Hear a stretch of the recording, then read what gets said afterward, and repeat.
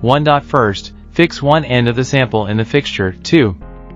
Tie a cross knot at the bottom of the sample, placed between the guide rods.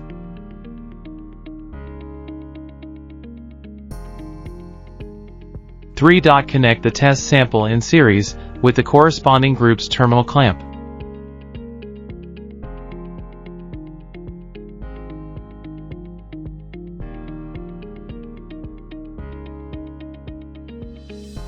4. After connecting, hang the weight. Fix this line with a guide wheel. Open the small door above the control box. Adjusting angle method. 1. Loosen the screw with a wrench. 2. Move the handle by hand to the marked scale value. 3. Retighten the screw. The default angle is 180 degrees, which can be adjusted according to requirements.